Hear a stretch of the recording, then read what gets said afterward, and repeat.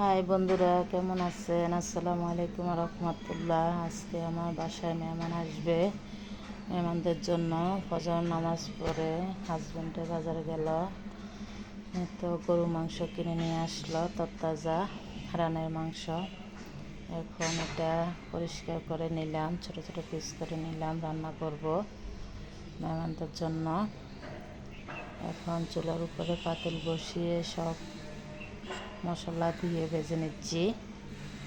যা যা লাগে সেগুলো আপনারা দেখতে পাচ্ছেন, নাম বলতেছি না।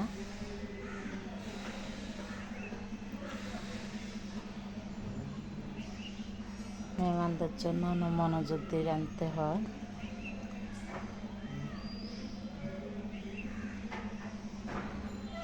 ভালোভাবে মশলা যত কষাবেন তত তরকারির স্বাদটা বেড়ে যায়।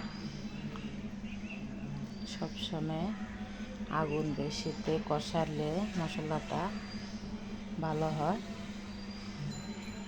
টমেটো দিয়ে দিলাম, মাশাআল্লাহ কষানো হয়ে গেছে। লবণ মরিচ দিতে এগুলো দেখাই নেই। দুপুরে আসবে মেহমানদের। আমি এখন 10টার থেকে রান্না শুরু করলাম, একটা একটা করে। মাংসটা দিয়ে দিব। এখানে মাংস 2 কেজি। মাংসগুলো অনেক সুন্দর। তরতাজা মাংস রান্না করলে আলাদা একটা স্বাদ। ফ্রিজে রাখি মাংস খেলে সেই স্বাদটা পাওয়া যায় না। এখন সব মশলার সাথে মাংসটা মেখে নিব। পাতিলটা ছোট হয়ে গেছে, একটু বড় নোনা ছিল, নাড়াচাড়া করতে আমার কষ্ট হয়ে গেছে। পাতিলটা বড় আছে, তবু এখানে অনেক মাংস, সেজন্য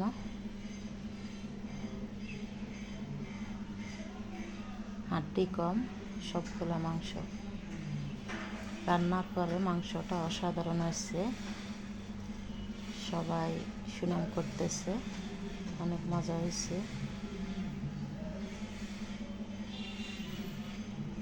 মাংস থেকে অনেক পানি উঠলো, এই পানি দিয়ে কষায় ফেলবো, আর পানি দিব না। মাংস রান্না করতে হলে অনেক সময় লাগে। কাঁচামরিচ কটা দিয়ে দিলাম। মেহমানদের জন্য ডিম পোলাও বলবো, তার জন্য এখানে চিনি গুঁড়া চাউল 5 পট নিয়ে নিলাম। এখানে 1 পট আছে, এখানে 100। এখন এটা ভিজিয়ে রাখবো 1 ঘন্টার জন্য। চাউলটা ঢেলে নিলাম, ধুয়ে নেব ভালোভাবে। এখানে মাছ ভাজি করব। পোলাও রান্না শুরু করে দিলাম, গ্যাস চলে গেছে, এখন সিলিন্ডারে রান্না করতেছি, নিচে রান্না করতেছি। চাউলটা ভালোভাবে ভেজে নিতে হবে। পোলাও যদি ঝরঝরে চান তাহলে ভালোভাবে চালটা ভেজে নিতে হবে। আমি গরম পানি দিয়ে দিলাম, এখানে দিয়ে দিলাম কটা কাঁচামরিচ। মাশাআল্লাহ, দেখেন আমার পোলাওটা হয়ে গেছে। এখন গ্রানের জন্য ঘি দিয়ে দিলাম।